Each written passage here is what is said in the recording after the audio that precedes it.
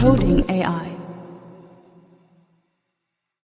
Ora, olá a todos! Olá! Sejam bem-vindos a mais um podcast do Decoding AI, conversas sobre o impacto da inteligência artificial no marketing e na gestão dos negócios. Comigo, Marcos Castro, com o Pedro Aguiar também, ambos coordenadores da pós-graduação em inteligência artificial no marketing do IPAM, e hoje com o Hugo de Sousa, que está diretamente de Marte aqui. Aliás, há uma razão para o Hugo estar aqui em live de Marte. E porquê? Porque nós vamos falar hoje de Vibe Coding, de como é que o Vibe Coding pode acelerar o go-to-market das empresas. E o Hugo é precisamente fundador de uma startup portuguesa de nome MarsShot, que no fundo é uma empresa que está a acelerar projetos de inteligência artificial em tempo recorde, como aliás o costuma dizer, 2 dias para começar, 2 semanas para entregar. Portanto, vamos perceber aqui um bocadinho o que é que distingue esta abordagem, o que é este conceito de Vibe Coding, que estão em voga neste momento está. E, portanto, vamos então perceber como conseguimos escalar soluções de IA com impacto real no negócio, o que é que muda até no fundo, no futuro das equipas tech, das organizações, até que ponto. Este é algo que nós temos até falado muito, estas equipas híbridas entre recursos humanos e recursos tecnológicos, e como é que no fundo então a IA pode ser integrada de forma ética, rápida e eficaz. Portanto, Hugo, seja muito bem-vindo aqui ao Decoding AI, e começando se calhar, pelo início, o que é que te levou a fundar a MarsShot? Ou seja, qual é que, no fundo, foi o problema que tu encontraste no mercado que te levou a criar a MarsShot? Bom, obrigado desde já pelo convite. O que me levou a criar a MarsShot talvez tenham sido 27 anos de frustração a trabalhar em tecnologias de informação, sempre muito ligado, eu diria, à transformação digital dos negócios. E ao final de 27 anos eu esperava ver algumas melhorias, mas as estatísticas dos relatórios que estudam o tema dos sucessos e dos insucessos das transformações digitais continuam as mesmas.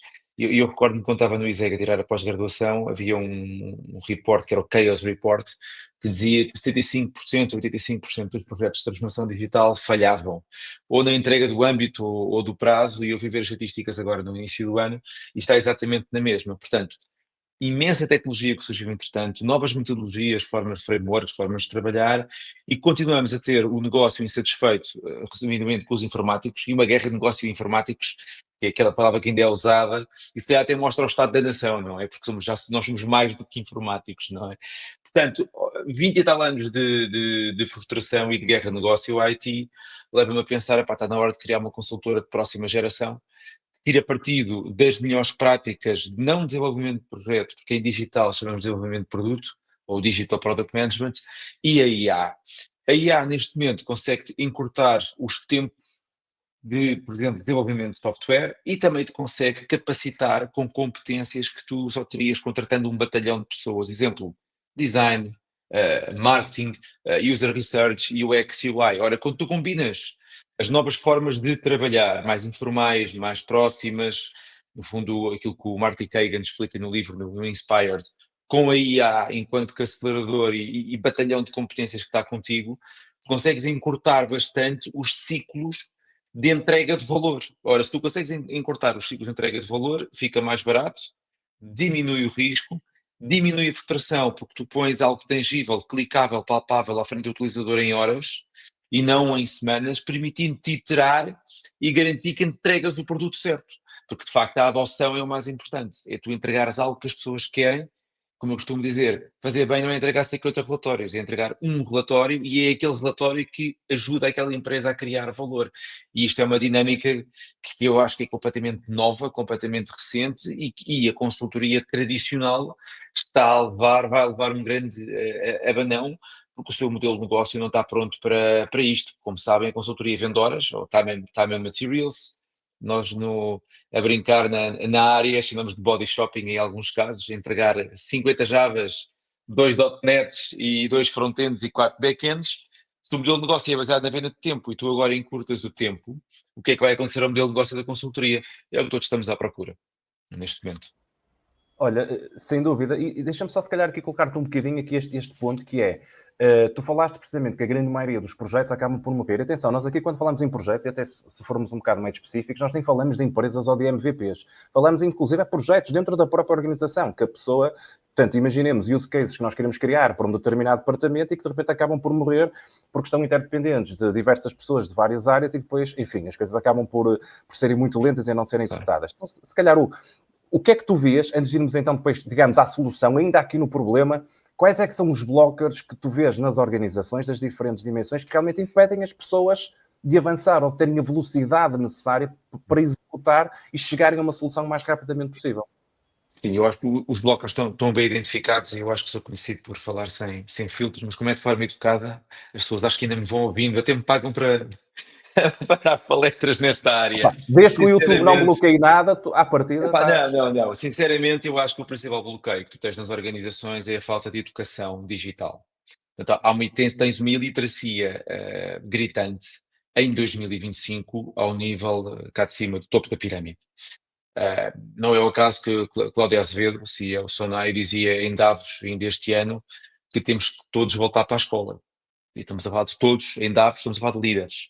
Ora, se o líder não compreende estas novas tecnologias, estas novas abordagens, naturalmente que aceitará as abordagens antigas que até compreende e conhece e as tecnologias antigas que compreende e conhece. Portanto, a iliteracia eu acho que é o principal fator ao nível da administração, direção de primeira linha e direção de segunda linha, que não compreendem o digital. E nós estamos, neste momento, em 2025, com tecnologias de 2025 e formas de trabalhar do tempo dos egípcios, em termos de organização de trabalho. E isto não é de todo compatível e é uma dissonância cognitiva total, não é? Portanto, agora imaginem um jovem saído do IPAM, de uma universidade, que entra numa organização e está à espera de encontrar a crista da onda de formas de trabalhar, de liderar e tecnologia, e está a trabalhar com tecnologias que têm o dobro da sua idade. O Java, por exemplo, tem 40 anos, os miúdos têm 20.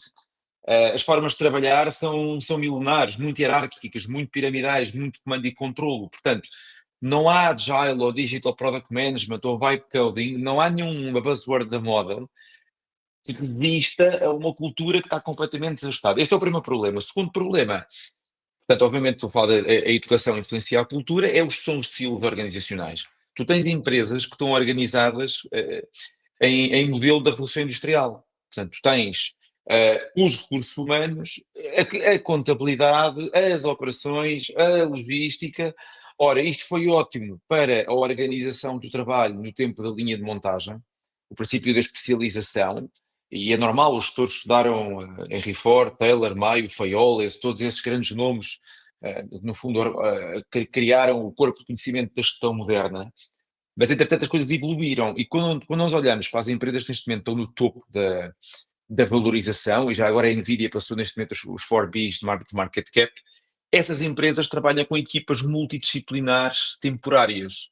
São pequenas equipas que reúnem todas as competências para levar a cabo uma missão. Spotify tornou isto conhecido com as squads e as guilds.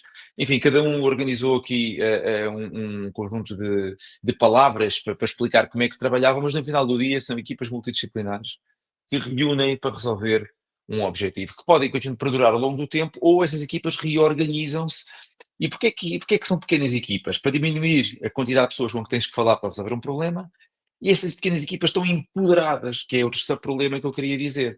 Ora, se tu tens silos, ok, e tens pirâmide, não tens empoderamento, ou seja, tu não permites que a pessoa da linha de frente tome decisões de 1 euro de risco ou 1 euro de custo. Por isso é que eu adoro o CEO da Takeover, o Ricardo, dizia outro dia num evento que eu também estava no painel, e o Ricardo dizia, pá, eu empoderei o gajo da linha da frente para tomar decisões. Podem custar 3.000, 4.000 euros caso corram mal, mas a maior parte das vezes vão correr bem, e certamente que esses 3.000 euros não são para comprar jantes para o seu automóvel, são certamente para... Portanto, a falta de empoderamento das organizações, que de outra forma se chama microgestão, que é aquilo que é praticado nas empresas, faz com que tu não tires partido da inteligência coletiva dos teus colaboradores. Ora, isto é uma relação tóxica. Tu começaste a namorar com alguém, casaste com essa pessoa e não confias naquela pessoa. Nas empresas contrataste alguém, contrataste um adulto, fizeste um processo de recrutamento e seleção, e depois não confias na pessoa para tomar decisões, não é muito inteligente. Porquê? Vais demorar muito tempo, tu tens que ir acima, tu tens de voltar cá para baixo, no mundo em que guerra Rússia-Ucrânia, Israel-Palestina, Israel-Irão, tarifas, isto está sempre a mudar, ok? E temos organizações que neste momento demoram meses, e em Portugal é terrível, quer dizer, de janeiro a semestre, a junho, primeiro semestre até se trabalha mais ou menos bem. Junho já temos os feriados todos por causa dos Santos. Agora, parou tudo porque férias, então só lá para a terceira semana de setembro é que se começa a tomar decisões. Depois vem o Natal. E nós estamos neste ritmo na era de inteligência artificial. Portanto, volto a dizer, educação ou capacitação para o digital, rigidez das organizações que estão organizadas por silos e não por equipas multidisciplinares. E o terceiro fator é a falta de confiança nos colaboradores. Não se dá empoderamento e não há transformação digital que resista quando estes três problemas, e não há tecnologia que seja adotada e, como é que eu ia dizer, rentabilizada ao máximo, mesmo que essa tecnologia seja de borla. Veja-se o exemplo do chat GPT, não é? Há organizações que eu passo e que está proibido, está bloqueado, não deixam o colaborador, e depois tens que contrabandear. As pessoas mandam tudo por WhatsApp para o teu telemóvel, fazem tudo o que têm que fazer no telemóvel, ou no iPad, ou Vou em bocar casa. naquela fotografia. Olha, pá, sabes o que é que eu tenho aqui no telemóvel? É o chat GPT, pá. Portanto, estes são os problemas, e se calhar para terminar a resposta à tua pergunta, é por isso que estamos, Portugal, no 18º em termos de ranking de inovação, estamos na parte de trás, no pilotão traseiro, na Europa, e também em termos de adoção de inteligência artificial nas organizações, somos também dos últimos. Eu faço parte do meu kit de slides, quando eu mostro isto às organizações, onde é que nós estamos. Agora, obviamente, quando eu olho para Portugal, eu vejo aí também uma grande divisão, porque eu diria que de Leiria, aliás, a começar em Leiria e de Leiria para cima, vejo mais empreendedorismo, vejo mais garra, mais necessidade.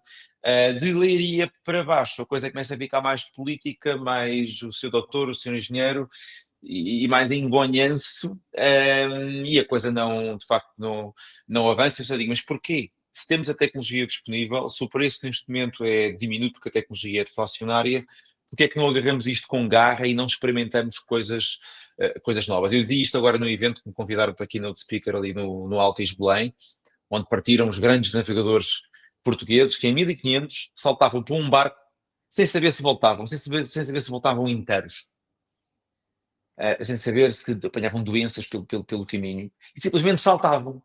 Hoje em dia, eu digo assim, bora lá fazer um protótipo em 2 horas. Epá, isso é perigoso, protótipo em 2 horas isso que não confiamos, pode haver aí problemas de segurança. Pá, melhor não perder tempo com experimentalismos, porque a palavra experimentalismos em Portugal é dita de uma conotação negativa, mas na costa oeste dos Estados Unidos já é diferente, bora lá experimentar, se falhar aprendemos. O fail fast, learn fast, não é? Pá, é o que temos, portanto, são esses os desafios que são desafios de liderança, e como eu costumo dizer, um líder tem como primeiro atributo a coragem. A coragem de saltar para o desconhecido, de navegar a incerteza, obviamente com instrumentos, se calhar o quarto vetor, ou transversal àqueles três, é a falta de liderança que tu tens nas organizações. São precisos mais líderes a todos os níveis para correr riscos, para experimentar coisas novas. E que coloquem a palavra experimentar, epá, no léxico da organização, e que premiem quem experimenta. Premiem quem salta para aquela nau ou para aquela caravela e vai para o desconhecido, mesmo sabendo que está a quebrar algumas regras, está a quebrar algum status quo, alguns tabus, e não o contrário, aquele que experimentou leva na cabeça. E depois admiramos, não é? 300 mil jovens saíram nos últimos anos do país. Se calhar vinham com experimentalismos, vinham com vontade de fazer diferente, vinham com aquela frescura, e nós queimámos aquela frescura, e 300 mil saíram. E é bom sair, esperemos é que voltem e que deem algum contributo. Eu acho que destes últimos minutos realmente encaixa muito em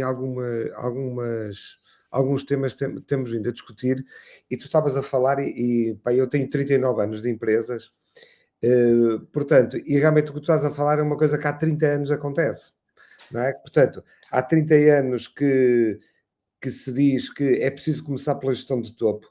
Há 30 anos que diz isto é uma coisa, é uma cultura organizacional. Há 30 anos que procuramos acabar com os silos, realmente, como tu disseste muito bem.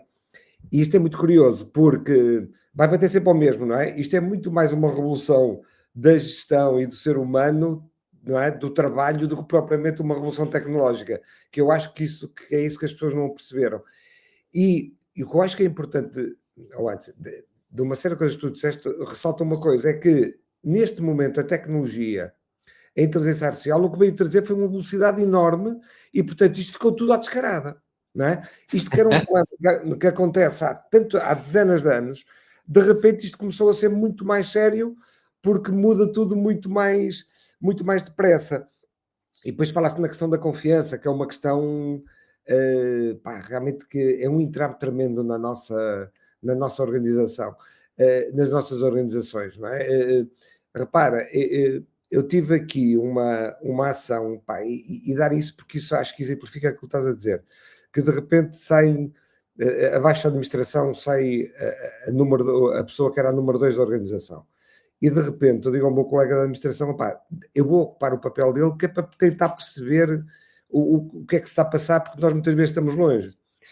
E sempre aquela pressão de dizer, mas temos que meter uma pessoa no lugar, temos que meter uma pessoa. Eu disse, calma, deixa-me ver. E então, mudando a estrutura para aquilo que tu estás a dizer, criando equipas mais multifuncionais, criando um modelo de gestão onde há realmente esta autonomia, esta confiança nas pessoas, não foi preciso meter ninguém. As coisas correram até... E repara, não é um mérito meu, é um mérito realmente de...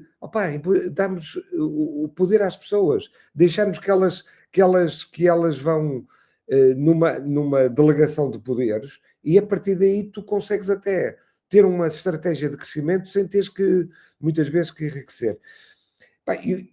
E eu queria fazer este ponto porque é isso mesmo, quer dizer, nós andamos a adiar, e porque eu acho que há muita gente da minha idade que tem isto na cabeça, que é, isto sempre foi assim, isto vai passar, não é? Portanto, sempre me disseram que é preciso acabar com os silos, sempre me disseram que é preciso confiar nas pessoas, que é preciso mudar a cultura, mas cá estou eu, portanto, isto vai mudando. E o que eu acho que as pessoas não perceberam é que não vai mudando nada, é que desta vez não há volta atrás. É que se tu não apanhas o comboio, tu não tens volta atrás. E eu acho que é isso que é definitivo daqui para a frente. Não sei se te revês. Revejo, e eu falava outro dia com um professor catedrático, amigo meu, e estávamos a fazer algumas contas, quanto é que custava uma casa, quanto é que ganhas agora, etc. Ele é um pouco mais velho do que eu. Eu não tenho os números exatos, mas Portugal está praticamente na mesma há cerca de 25, 30 anos. Porque o teu salário pode ter subido, mas tens que ver a inflação, o custo das coisas. Nós estamos na mesma, certamente, há 20 anos. E estar na mesma há 20 anos não é nada bom, porque vemos outros países. Eu vivi na Irlanda, e fala-se da Irlanda, mas quando estás lá é que tu de facto vês a diferença. E o salto em termos de rendimento líquido que os irlandeses tiveram é simplesmente brutal. Um país em que morreram muitas pessoas à fome, há menos de 100 anos atrás. Portanto, eu acho que é um bom exemplo de um país que evoluiu em termos de rendimento per capita, de PIB per capita, salvo erro até é o número 1 da Europa. Apesar das coisas serem caras, se calhar, visto daqui para lá, se estiveres a viver lá, vês que, e foi a sensação que eu tive, de facto as coisas eram um pouco mais caras. Hoje eu diria que até são equivalentes com Lisboa, mas tu podias gastar o dinheiro indo de férias 3 vezes, poupando o dinheiro, e ainda te sobrava dinheiro. E foi aqui que eu percebi o que é ser classe média europeia. Porque eu antes de sair de Portugal, eu não sabia o que era ser classe média. Eu pensava que era classe média. Mas quando tu vais, por exemplo, a Copenhaga e pedes maçãs de queijo com um latte e dizes 8, 9, 10 euros, meu Deus, 8, 9, 10 euros. Aí é que tu percebes que não és classe média. Porque tu não podes ter problema nenhum em um pequeno almoço ou no lanche gastar 10 euros. É perfeitamente normal para a classe média europeia. Se tu sentes que 10 euros é caro, é porque tu és classe baixa europeia. E é isso que eu sinto aqui em Portugal, que é dos países em que tu tens o salário médio mais próximo do salário mínimo. 900 mil euros, 1.000 e 1.100 euros de salário médio. Portanto, e isto é gravíssimo. Porque desculpem, o estúpido da questão é que a tecnologia é deflacionária, não é? A lei de Moore, portanto, o poder de processamento duplica de ano e meio em ano e meio. Obviamente que o preço vem por aí abaixo, porque o custo também de produção que o R&D tem feito também vem por aí abaixo. Ora, se a tecnologia é deflacionária, leia-se é quase de borla neste momento. Eu costumo dizer, tu tens toda a inteligência do mundo no bolso por 20 euros. É o ChatGPT. Porquê que não usas? Porquê que não levas isto para o core até ao limite? E é esta a grande questão. Depois, a variável velocidade. Vamos fazendo umas coisas.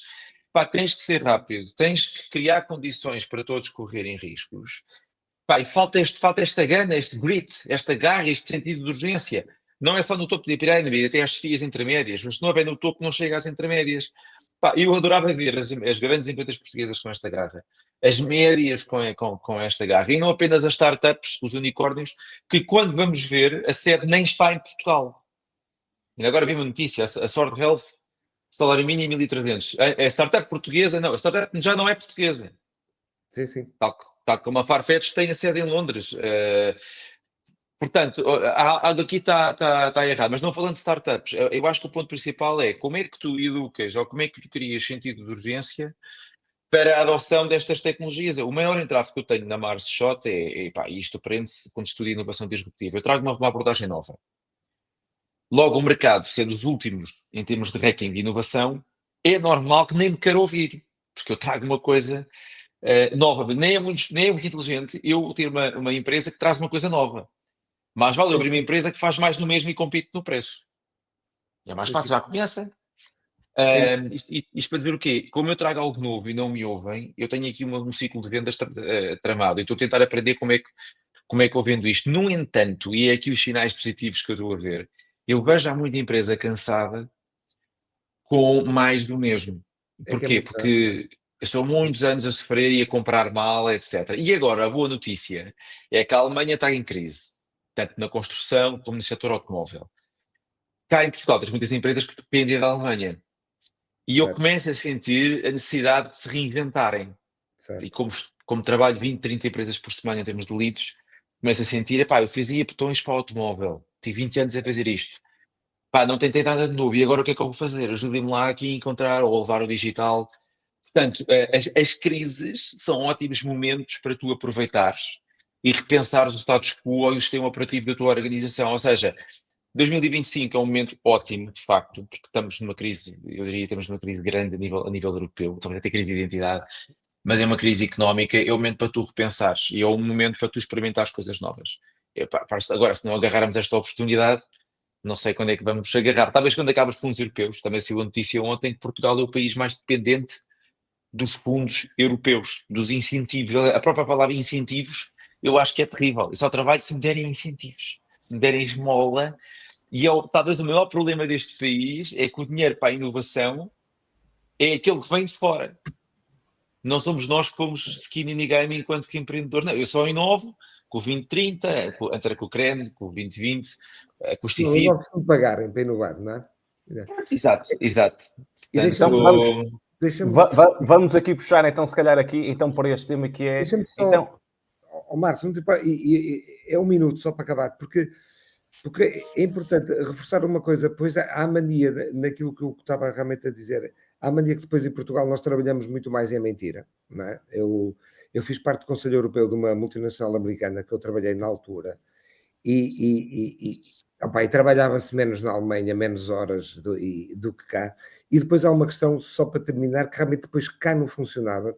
E eu tive numa decisão que era precisamente se a fábrica ia para a Irlanda ou vinha para Portugal, e não veio para Portugal por uma razão, isto já passou muitos anos, portanto não vou fazer confidência nenhuma, é que os americanos disseram-me claramente, Pedro, a justiça em Portugal não funciona.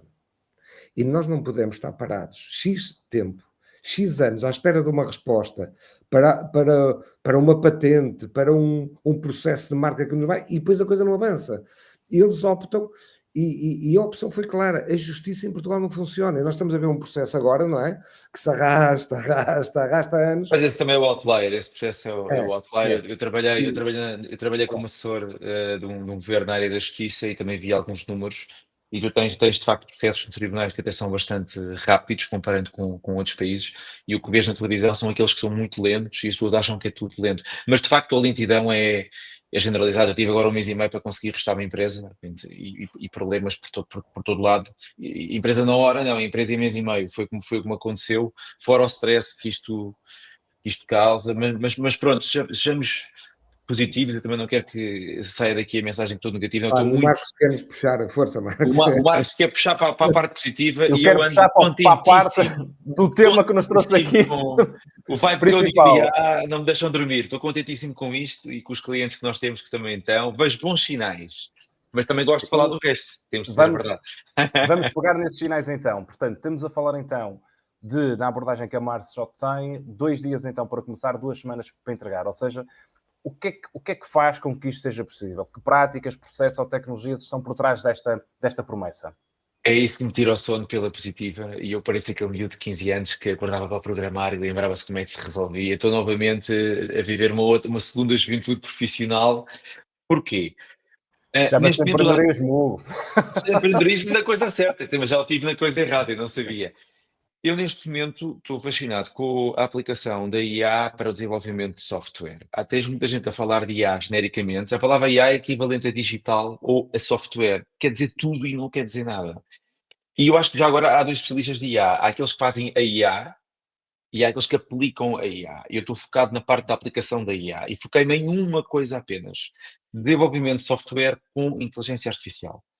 Ou seja, para quem já programou, sabe que tens que pensar no algoritmo, depois colocar em código-fonte, linha a linha, pensar nas hipóteses todas, parte do front-end também, parte do back-end. Quando tu usas IA, basicamente tens um acelerador, tens algo a escrever o código por ti. Tens um agente, a escrever, agora fala-se muito em agentes, código por ti. Se escreve código por ti, quer dizer que tu te podes abstrair da complexidade técnica e estás focado no objetivo daquele software, na criação de valor. Isto é extraordinário. Ora, se tu consegues estar focado na criação de valor, consegues estar próximo das pessoas, consegues estar próximo do negócio e do problema que tu queres resolver, não tanto na construção da solução. E isto muda tudo. Isto é um verdadeiro game changer. Porque se há 25 anos atrás tu tinhas um analista programador, e agora fiz um post sobre isso com imensos likes no LinkedIn, o analista programador era alguém que estava próximo das pessoas. E ele próprio programava. E no geral, os programadores eram todos analistas programadores. Havia uma maior proximidade do negócio. Nos últimos 20 anos houve um princípio de especialização, lá está da linha de montagem, que eu só faço front-end, eu só faço back-end, eu já sou full stack. Houve um princípio de eu só faço mobile, eu só faço Android, eu só faço iPhone.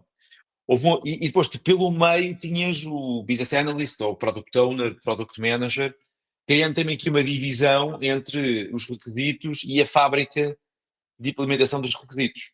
Por isso é que nós a brincar agora dizemos que o que nós criámos nos últimos 20 anos foram fábricas de implementação de requisitos. E isso não é o que tu queres. Tu queres é implementar o requisito certo. Eu dou o exemplo da indústria automóvel. O Fiat Multipla, eu acho que foi o carro mais feio que alguma vez foi feito. Mas em termos de fábrica foi um enorme sucesso. A linha de montagem estava montada, tu produziste o Fiat Multipla, foi altamente eficiente, mas ninguém queria o carro. E nos projetos de transformação digital foi isso que aconteceu. Mega produtos, ou monolitos, como nós chamamos, com 5.000 funcionalidades, só precisas de 5. E tens que pagar por aquelas 5.000 para o resto da tua vida, porque a seguir ficaste com o lock-in, ficaste agarrado àquilo. Nos últimos anos, eu vivi também um entusiasmo da OutSystems, estamos a falar de 2007. A OutSystems não é nada de novo. E para quem conhece, o low-code, em 2007 não havia o termo low-code. Eu acho que até foi o Paulo Rosado que inventou o termo. Na altura fiquei como estou agora, estava no Turismo Portugal como Chief Technology Officer, fizemos um sistema de gestão escolar para 17 escolas em 3 meses, sistema de gestão de projetos de investimento, no Fundo de Investimento de Turismo em Portugal, desenvolvemos aquilo também em 2, 3 meses. A parte da gestão do Service Desk interno, com KPIs, com dashboards em tempo real, fizemos aquilo em 2 semanas com um aluno do técnico, fizemos software para tudo e mais alguma coisa, altamente focados no negócio do turismo, porque o negócio do turismo em Portugal não é fazer software. Era gerir escolas de hotelaria, incentivar a promoção turística, o investimento, a qualificação da oferta em Portugal. E como eu estudei gestão de sistemas de informação, sempre quis ser CIO. E o CIO tem que estar preocupado com o negócio. Quando eu entrei para o Turismo Portugal, milhões de investimento em tecnologia informática, e o presidente, o Dr. Luís Patrão, perguntava, quantos hotéis há em Portugal? 2007. O Turismo Portugal não sabia quantos hotéis havia em Portugal. A resposta dependia se fossem 11 da manhã ou 3 da tarde. E havia um senhor, já à beira da reforma, com um caderninho, a fazer a correlação entre as nomenclaturas antigas do que era alojamento local e agora tem outro nome. Portanto, Dr. Luís Patrão, olha, temos 5.000 hotéis, à tarde já era 5.002. Então, mas surgiram 2 agora da parte da tarde. Isto é o estado dos sistemas de informação no país, é a mesma coisa que o registro predial em Portugal. 100 anos de registro predial, milhões de investimento, leis, e até 2017, aliás, até 2017, 16, foi quando surgiu o balcão único do prédio, que também tinha envolvido, o país não sabia quem era o proprietário do quê. Porque tinhas uma visão no registro predial e uma visão na autoridade tributária, já nem falo em outras visões, estavam por aí distribuídas. Portanto, isto foi uma fase de digitalização, foi basicamente acabar com o papel e informatizar. Mas quando tu informatizas algo que já está mal, tu fazes mal mais depressa. Portanto, E foi este o problema, não tiveste verdadeira transformação digital, que foi um repensar fundamental dos processos e dos serviços e dos modelos de negócio. Porquê que o Vibe Coding agora é a solução? Que é o nome que tem a programação de software com inteligência artificial. Porque vais perder muito menos tempo a programar e vais investir muito mais tempo na resolução, na root cause dos problemas. E é este o entusiasmo que eu tenho, porque eu ainda hoje da manhã fiz um simulador de investimento imobiliário. Lancei no LinkedIn, estou aqui a receber imensas mensagens. Pá, claro, de facto, isso é muito interessante. Devo investir numa garagem, primeiro investidor de primeira viagem, não é?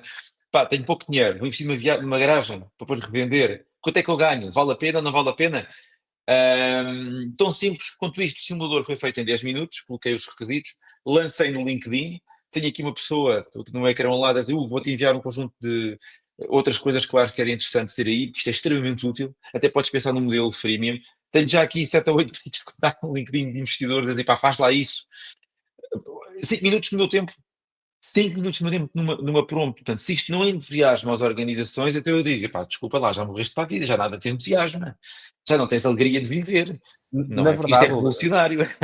o que me parece que tu, na verdade, estás a dizer, e que vem um bocadinho na sequência daquilo que nós tínhamos falado há bocado, é que, mais uma vez, não é sobre tecnologia, é sobre mindset, é sobre a forma como nós abordamos o problema, ou seja, como é que nós criamos uma solução para um problema concreto e como é que a desenhamos de forma a termos esta solução pronta ou parte dela o mais rapidamente possível, testar, implementar, coletar feedback, iterar e escalar em virtude, mas já de um feedback concreto do mercado e não de acessões que nós efetivamente temos, ou conceitos Opiniões, que nós achamos que, feedback de ou mercado. opiniões que nós achamos que temos. Não é? Portanto, no fundo, acelera este go-to-market. Tu agora estavas a falar de um case concreto, consegues assim explorar em maior detalhe este case ou algum outro case concreto? Ou seja, imagina, por exemplo, tens uma reunião com um cliente, tu sabes que este cliente é de uma determinada área, que à partida terá um determinado problema, e tu, quando vais a uma reunião comercial, tu, na verdade, não só apresentas a empresa, como já apresentas, de certa forma, não lhe vou chamar um MVP, vou-lhe chamar um MVT, um Minimal Viable Test, para esse cliente ver e poder iterar e poder já interagir. Ou seja, uma proposta de valor que, É isso na reunião mesmo. comercial, já está a ser efetivada. Ainda O que é ontem que... dei eu ontem fiz isso num cliente e fiz um webinar também de IA para marketing e vendas. IA para marketing e vendas, em que o exercício que eu costumo fazer é o que estás a dizer. Eu basicamente o ChatGPT para varrer a internet toda e identificar críticas àquela empresa ou àquele serviço. Hoje com o portal da reclamação temos informação aberta. Portanto, com dados abertos, tu identificas as críticas e faz a voz do cliente. Tu hoje fazes voz do cliente em 2 minutos, ok? Com base nas críticas, tu ainda no ChatGPT consegues eventualmente sugerir uma solução digital para acabar com aquelas críticas resolvendo o problema. E acabas de ter em 1 minuto os principais requisitos. A seguir pedes ao ChatGPT para, ok, escreve uma prompt para eu colocar noutra IA que faz protótipo, pode ser o Lovable ou outra qualquer. Agarras na prompt, colocas no Lovable, carregas num botão e tens um protótipo clicável com base de dados online, até pode ser no domínio próprio. E o que é que eu tipicamente agora faço? Sim, na primeira reunião com o cliente, vou preparado com um protótipo que no limite o inspira e lhe abre aqui também um pouco os horizontes e as hipóteses para lhe porrar. Não estava à espera de ter aqui um protótipo tão rápido. No entanto, às vezes também há reações de isto assusta-me um pouco porque é rápido demais, tira-me o ar, mas isso é natural e é humano e é da natureza humana. Portanto, podes usar essas ferramentas para logo de arranque na fase de marketing, de geração de leads e de vendas para tal. E agora vês um boom também de aplicações de geração de leads, ferramentas como a Apollo, como o Ample Market, que te robotizam o cold calling, consequências de enviar um e-mail, se responder, faz aquilo. Portanto, quando eu vejo ferramentas, como o HubSpot, não vejo grau de novidade nenhum, porque é um funil tradicional, newsletter tradicional. Quando eu vejo ferramentas como o Apollo, em que tu programas a sequência, e aliás, aquilo até pode telefonar e ser um robô a falar com a pessoa, e tu podes programar exceções rapidamente, sem seres programador, tu automatizas o teu motor de geração de leads. Aliás, nós na MarShot temos isso a funcionar neste momento. Temos um motor de geração de leads. Eu, em 2 semanas e meia, devo ter feito 60 reuniões altamente qualificadas. Eu nunca me tinha acontecido isto na vida.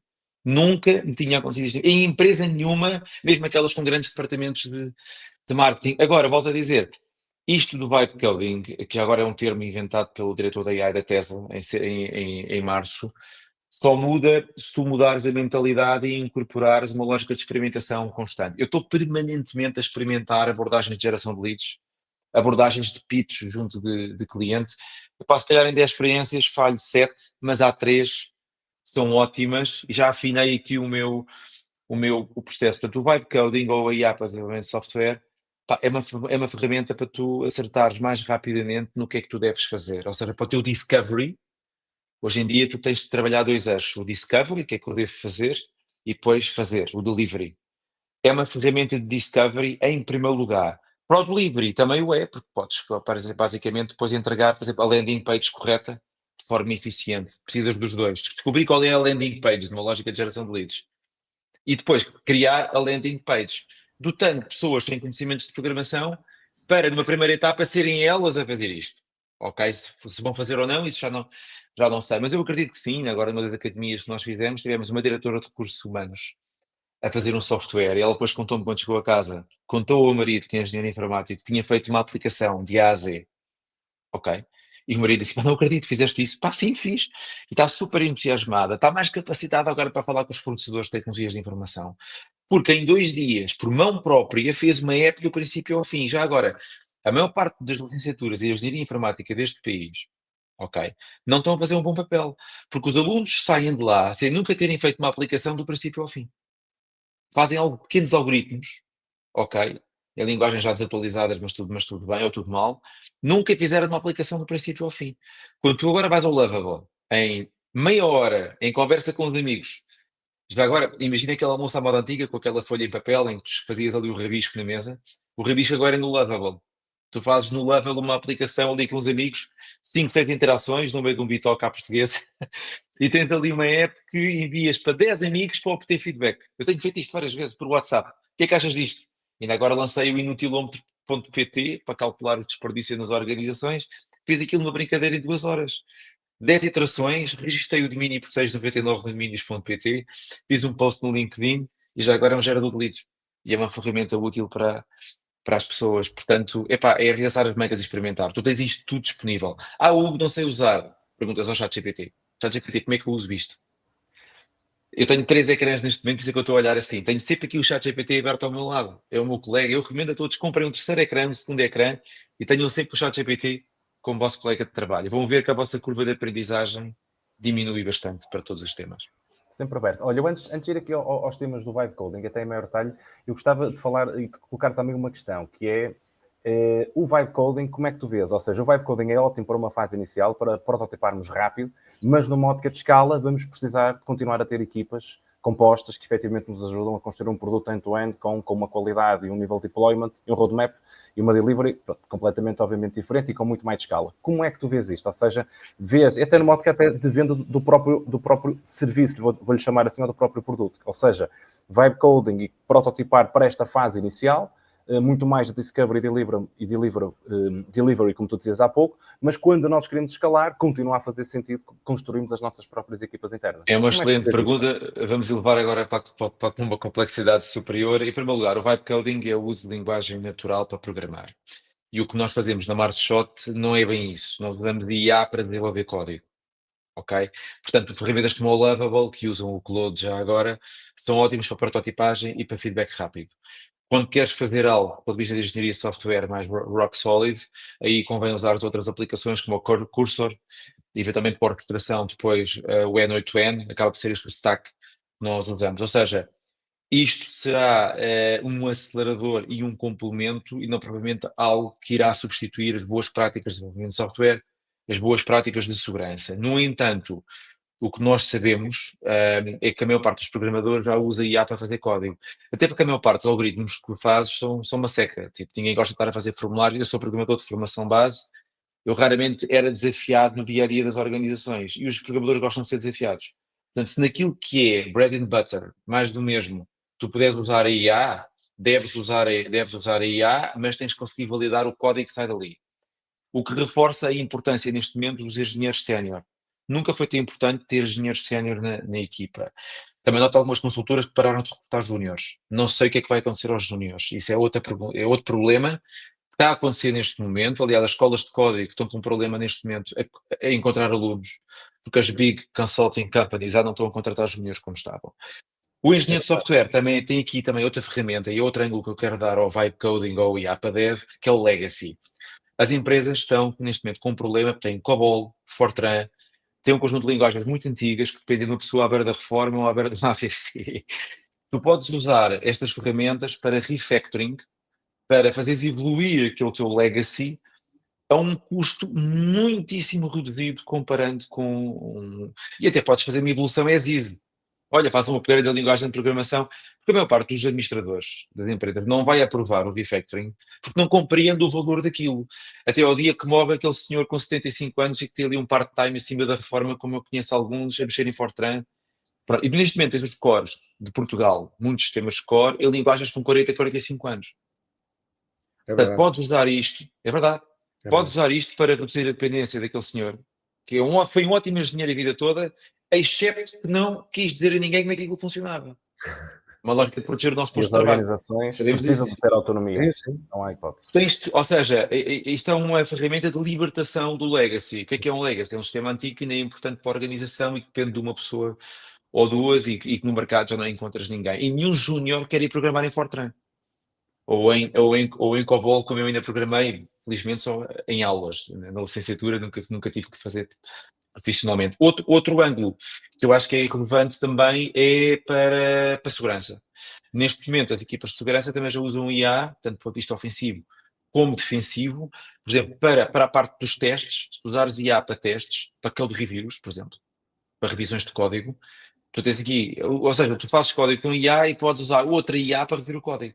O que nós fazemos na MarsShot é isso, nós usamos IA para fazer código, temos os engenheiros a rever código e usamos outra IA, ainda agora saí de uma reunião com um cliente, tem muitas, na área da saúde, e muitas preocupações com o tema da segurança, e o que nós entregamos foi revisto por nós com IA, com outra IA, que não aquela que fez o código, e a equipa de segurança do cliente, antes de pôr em produção, também faz o seu code review, para ver se tens ali alguma key, alguma coisa que não devia estar no código. Portanto, qual é o desafio agora? E temos sido muito solicitados para isto. São academias em que nós capacitamos as equipas do cliente para tirarem partido da IA para desenvolver código.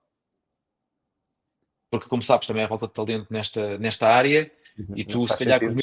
com os mesmos 10 programadores, passas a ter o equivalente a 30 se dás estas ferramentas. E agora vou dizer o dark side disto, que é que esqueci-me de dizer há pouco, que é, neste momento, todos os programadores estão a usar estas ferramentas, mas não estão de forma explícita, e estão a pôr código e dados do cliente, sabe-se lá onde. Eu chamei isto de contrabando de IA, fiz um artigo sobre isto. E tu depois precisas pôr ordem na casa. Portanto, e já agora tens programadores que são pagos 8 horas por dia, só trabalham 2. Sim. E as outras 6 estão a trabalhar para outros sítios ou estão a apanhar sol. Pá, não há problema nenhum, desde que seja claro para a empresa, uma questão ética.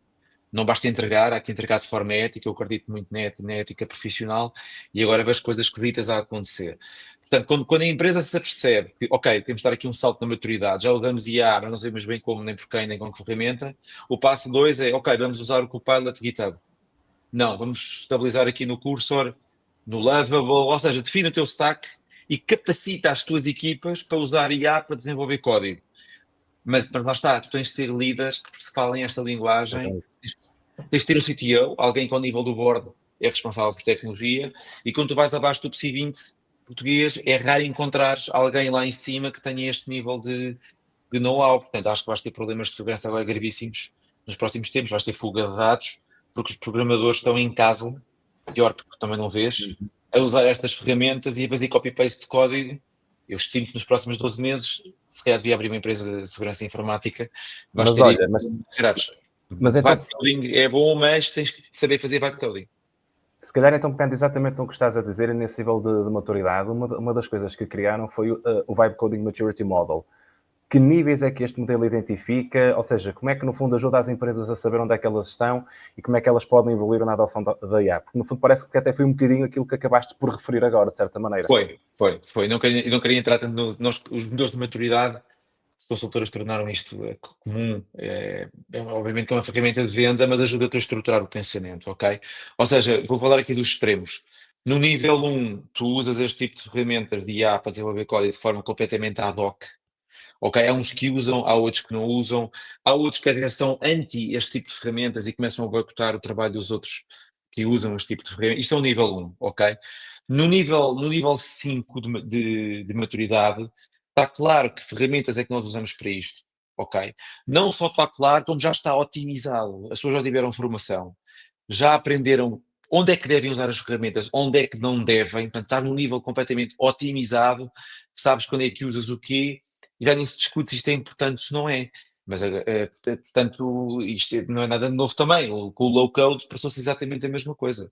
Tiveste organizações que adotaram para tudo e viram que não deu, organizações que adotaram para umas coisas e funcionou muito bem e usou o low-code, por exemplo, para front-ends, e mantens um back-end mais sólido como um SAP. Aliás, a OutSystems surgiu, salvo erro, o nome OutSystems era para tirar dados dos sistemas para construir as aplicações ao lado e que integrassem com o SAP, que seria mais ágil do que mudar o sistema core. Esse aferir de maturidade é algo que nós fazemos e temos inclusive alguns clientes neste momento, como eu referi, banca e telecomunicações, que nos estão a pedir ajuda para isso, porque o tema do vibe coding já circula dentro da organização. Vemos também alguns artigos neste momento no Wall Street Journal que o vibe coding é realmente revolucionário, porque encurta os timings.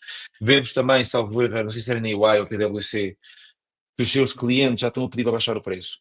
Tenho um compêndio de artigos dos últimos 6 meses sobre isto, são sinais muito fortes. As Big Four estão a receber neste momento pedidos de clientes a dizer baixem-nos o preço, porque vocês já usam o IA para fazer as coisas. Aquele contrato que desenhámos há 2 anos já não faz sentido, porque vocês são muito mais rápidos a fazê-lo. Agora, reparem, o cliente está a ficar educado para saber pedir. As consultoras que vendem horas homem durante 9 meses para terem backlog e estarem tranquilas, neste momento não estão tranquilas, porque os seus contratos de long term time and materials começam a ficar em risco. Agora a questão é esta, ninguém tem a solução, eu não tenho a solução, sei que as Big estão a pensar nisto, mas não sei dizer qual é a fórmula. Será success fee? Será uma fixed fee plus success fee? Qual é o revenue model que tu terás enquanto consultora? Isto do lado das consultoras. Do lado do cliente final que tem equipas próprias, eu acho que é o momento em Portugal para reequacionarem se body shopping é a solução. Porque Portugal já trabalha em vários países da Europa. É o país em que se tem um headcount fixo e vai-se buscar tudo o resto fora, e são programadores que custam 30 mil euros por ano, mas na prática são vendidos a 100 mil, 120 mil euros por ano, com 2 ou 3 empresas pelo meio. Isto para mim não faz sentido nenhum para o programador, porque ele podia ganhar muito mais dinheiro. E este mercado vive do body shopping, pá, que me irrita profundamente, porque eu não gosto disso, mas sei que dá dinheiro, vive aqui uma guerra interna, devia abrir uma empresa de body shopping ou não, e eu acho que não. O que eu acho é que tu agora deves pensar, tu cliente final, quem é que realmente são aquelas pessoas que são boas, pá, internaliza essas pessoas, dá-lhes o dobro do ordenado, dá-lhes formação em IA para desenvolvimento de código e capacitas para serem super engenheiros de software. E vais ter pessoas muito mais motivadas, melhor, faz com a Sorte Health. Olha, este Castelo Branco, volta para Castelo Branco e ainda te dou mais 30% em cima. Eu estava lá uma formação em engenharia de software com inteligência artificial, porque só com quadros próprios e obviamente com alguns externos, acha que o rácio deve ser se calhar 70-30, 70 próprios, 30 externos, porque é bom ter externos, são pessoas que trazem sangue novo, mas se tu tiveres 70 internos bem tratados, tu vais criar produtos de elevadíssima qualidade. Se tu estás apenas com pessoas que são contratadas pela empresa B e são contratadas pela B para vender para a C, epá, dificilmente vão sentir o grit, a garra de que aquele produto tenha adoção em escala, que é aquilo que tu vives numa startup. E como sabes, uma startup numa fase inicial, passam todos da casa, vestem todos a camisola. Portanto, acho que é um momento de repensar o teu modelo de sourcing. Agora, eu dizer isto assim deixa muita gente chateada, porque isto mexe com o status quo do mercado, mas eu acho que é isso que um país inovador tem que fazer, é gozar consigo próprio, é desafiar o seu status quo, ou então não evoluís, ficas cristalizado àquilo que foi sucesso nos anos 90, que é um pouco o que vives ainda, é essa inércia. O funcionou, como dizia o Pedro, pá, olha, sempre funcionou assim, deixa estar, por quase no final da carreira, pá, não levantes muitas ondas, senão ainda arrebentas com tudo. Pá, eu acho que o vibe coding está a levantar ondas, vai levantar ondas, é aquilo que eu tenho feito, daí chamar-se Mars Shot, tentar ter aqui objetivos inatingíveis, e espero que haja mais pessoas como eu a tentar desromper a forma de fazer tecnologia, a forma de entregar valor, porque o país precisa disso. E conheço uma empresa, já agora, Pedro, para citar o que estavas a dizer há pouco, reforçar, ou tu, Marcos, já não me lembro, que já não contrata pessoas sem que antes se prove que um agente da AI não pode fazer o trabalho daquela pessoa. Isso já está a acontecer. E faz todo o sentido. E isto não é tratar mal as pessoas. É colocá-las em funções de maior valor acrescentado. Porque as pessoas hoje em dia fazem copy-paste entre sistemas. A digitalização foi copy-paste entre sistemas, que é a mesma coisa que Para fazer em para o papel. empregador, obviamente, o que tu queres é produzir valor e também queres que as pessoas efetivamente possam elas próprias produzir valor e evoluírem, porque é quase como se a pessoa se estivesse a enganar a si própria, digamos assim, Isso, a estar a isso. trabalhar, mas na verdade não está a evoluir, não está a crescer profissionalmente. Olha, eu hoje É, reuni com uma diretora de recursos humanos de uma empresa nova, uma empresa nova e daquelas interessantes, com muito investimento na área da construção e do turismo, e aquela diretora de recursos humanos é só mesmo a diretora de recursos humanos, não tem equipa. E ela já percebeu que o futuro não é ter equipa.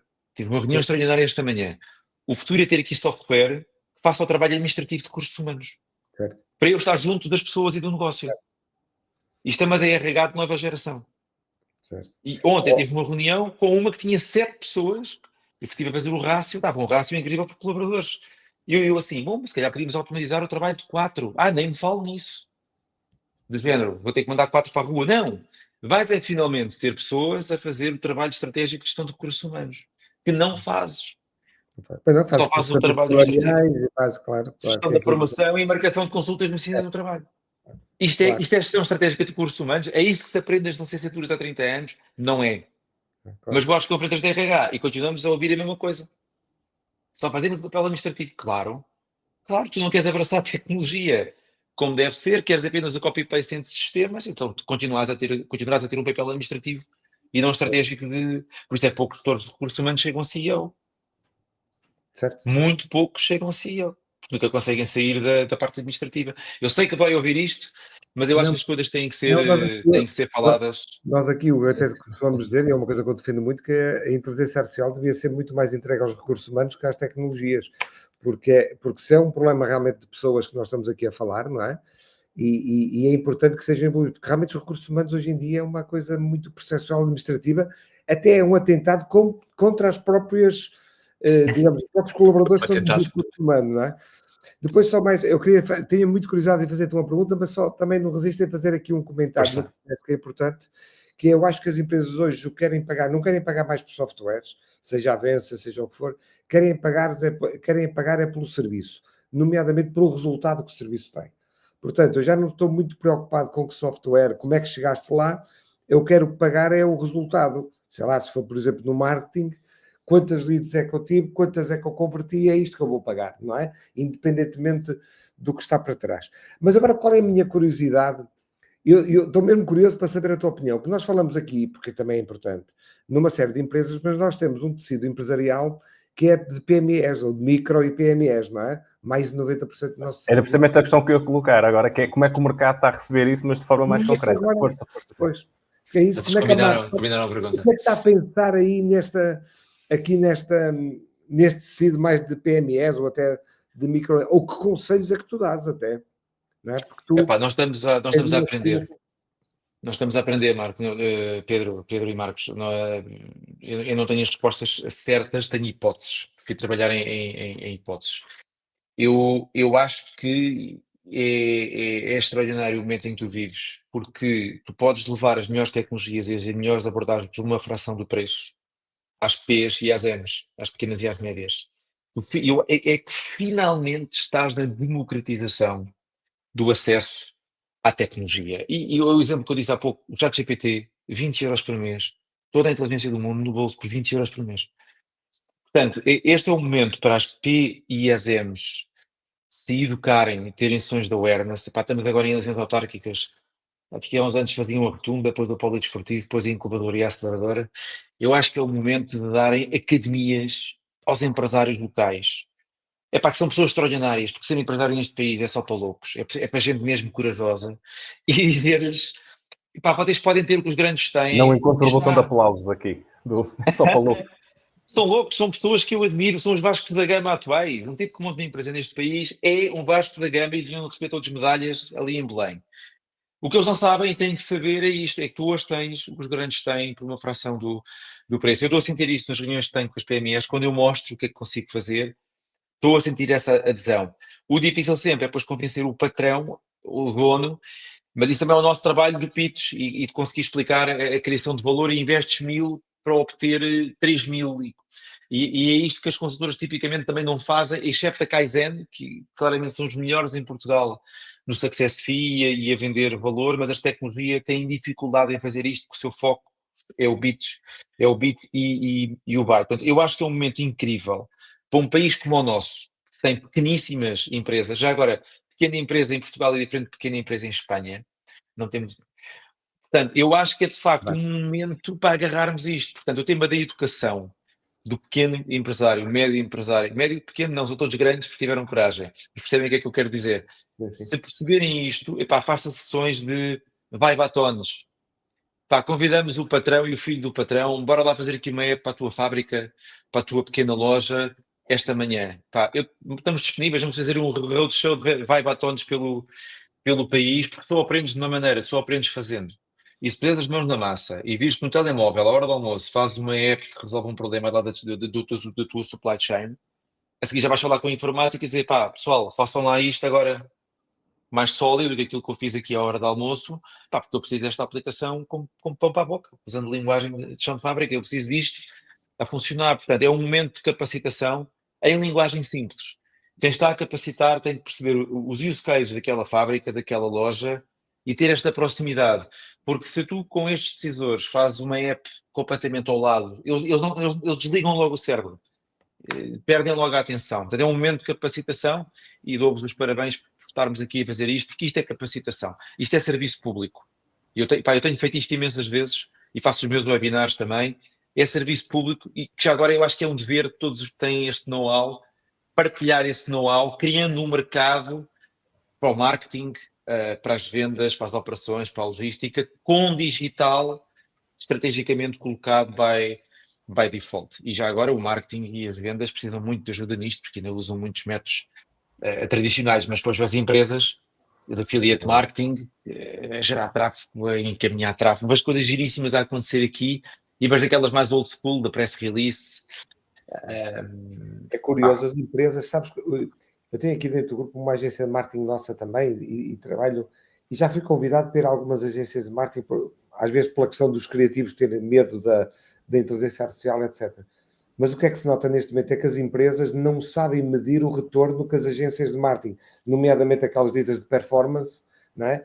Os nossos empresários neste momento ficam baralhados, não é? Eu gastei X em Google, X em redes sociais, não é? Tu disseste-me que eu ia criar uma landing page para este produto e tal. E agora isto tudo depois eu estou a pagar uma avança de 1.500. Gastei 1.500 nos investimentos, etc. Já gastei 3 ou 4 mil euros. E agora? Onde é que está o retorno? Mas a maior parte das agências também não sabe como é que eu ia dizer. Há dois problemas. Eu tenho uma agência e pago, vamos supor, 800 euros mês. Eu na reunião mensal que eu tenho, e tive agora a primeira, porque agora contratei a agência, eu disse-lhes, estes 800 euros renderam-me, tinha está aqui à minha frente, 15 leads. Certo. 15 leads altamente qualificadas. Tenho um Customer Acquisition Cost neste momento em mente, tenho o custo por lead. E eles assim, epá, extraordinário, porque a maior parte dos nossos clientes não nos quer dar essa informação. É verdade, também é O verdade. próprio cliente não quer. Mas como é que tu sabes que teve origem? Pois. Criei forma de saber a origem. Eu criei forma de saber a origem. Porque eu tenho que decidir se uma startup se continua com a avança ou não continua com a avança. Desculpa, uns não querem e outros nem sabem. E outros nem sabem. Esse é o problema. É o tal problema da educação. Mas tu tens que ter a malta do marketing. Tipicamente não é a malta do marketing, é a malta da comunicação e das redes. Que antigamente era tirar fotocópias. Não me levem a mal, mas fazer posts é tirar fotocópias. Faziam os advogados estagiários há uns anos. A malta do marketing, no geral, não está preocupada com conversão. E a única coisa que interessa ao empresário é conversão. Brand awareness e branding, isso fica muito bem nos eventos e não sei o quê. Qual é a conversão? Isto dá para uma conversa bastante alongada que eu acho que iríamos demorar aqui. Conversão. Eu quero é conversão. Eu e qualquer empresário queremos converter. Pus €1, quanto é que eu obtive? 1.1, 1.2, 0.8. 0.8 é bom, vamos corrigir para chegar a 1. Mas esta lógica matemática é fugente a 95% dos profissionais do marketing. É verdade, é verdade. É verdade. E por exemplo, para concluir, strategic marketing, mas não queres falar de conversão.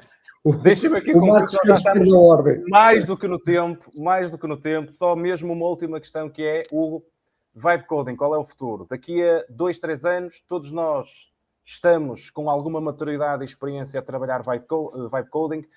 como é que tu vais diferenciar? Como é que tu vês a diferenciação da Marshot? Como é que tu vês o mercado a evoluir nos próximos anos?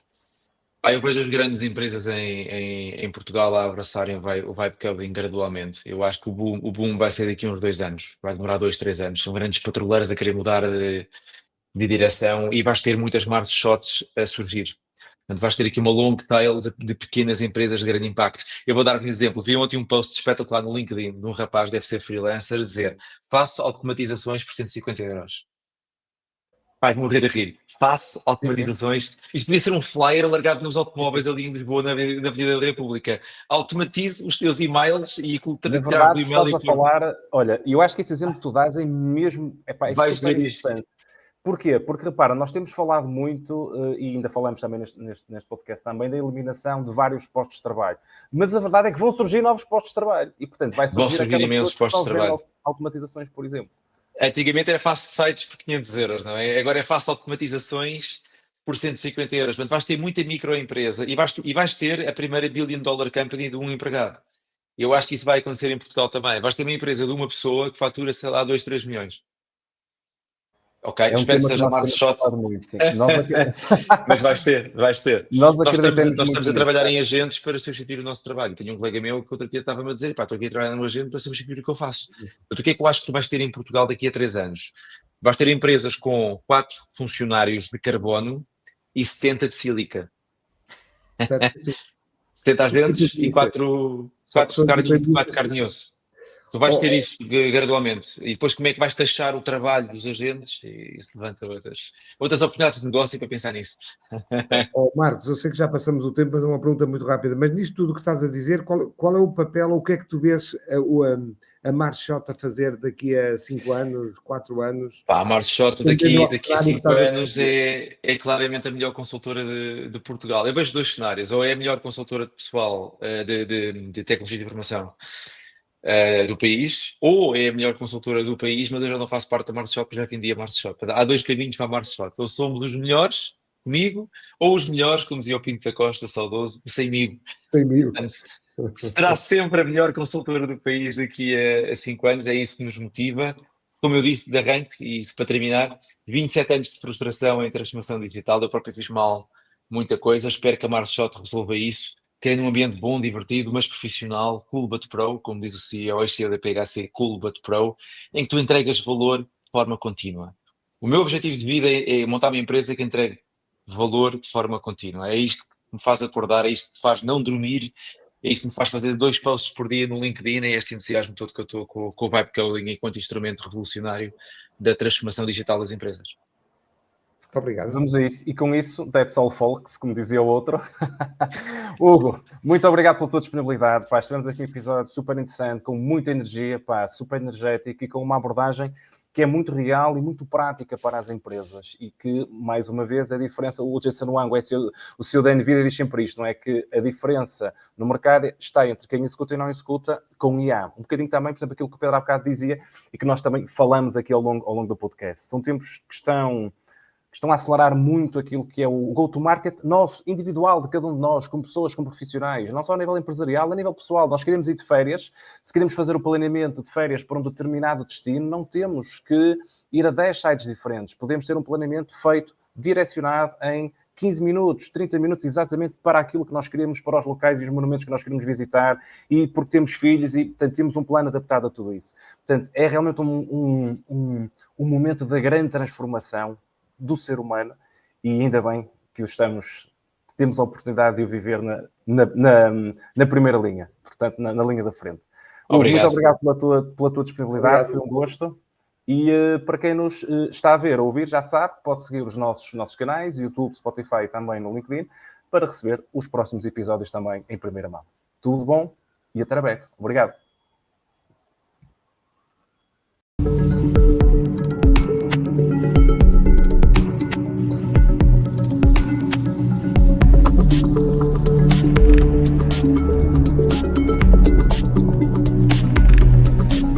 Decoding AI.